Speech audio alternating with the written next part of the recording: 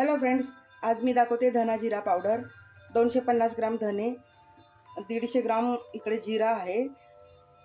आता आपण हे चांगलं मंद आचेवरती खरपूस भाजून घ्यायचं आणि याची पावडर करून घेणार आहोत।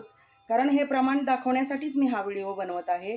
बऱ्याच लोकांना प्रमाण माहीत नसतं, त्यामुळे त्यांचं एकतर जिरं जास्त पडल्यामुळं मसाला उग्र होतो किंवा धने जास्त पडल्यामुळं मसाल्याला चव येत नाही।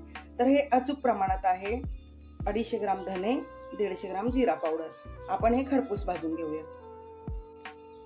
इकडे मी कढई गरम करायला ठेवले। गॅस थोडा बारीक होता। कढई गरम झाली, मंद आचेवरती वास सुटेपर्यंत भाजायचं, करपवू द्यायचं नाही, खरपूस भाजून घ्यायचं, तरच धना जिरा पावडरला चव लागते। विकतच्यात कसं भेसळ असते, मी विकतचं कधीच आणत नाही, घरीच बनवतो। आधी मी धने घातले, धने थोडेसे परतून घेऊया, कारण धने थोडेसे जाड असतात, त्यामुळे जरा वेळ लागतो भाजायला।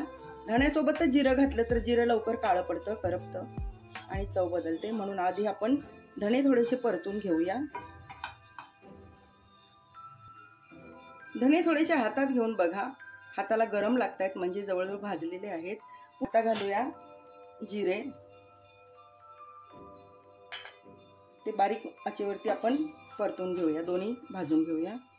आता हे छान भाजून झालेलं आहे। आपण गॅस बंद करूया आणि कढईमध्येच थंड करून घेऊया,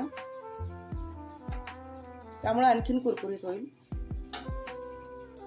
धना जिरा थंड झाल्यानंतर मी त्याचे मिक्सरवरती बारीक पावडर करून घेतलेले आहे आणि यामुळे भाज्या खूप छान होतात। बिर्याणीसाठी किंवा साध्या भाजीसाठी, उसळीसाठी आपण जो धना जिरा पावडर वापरतो ना, ती हीच।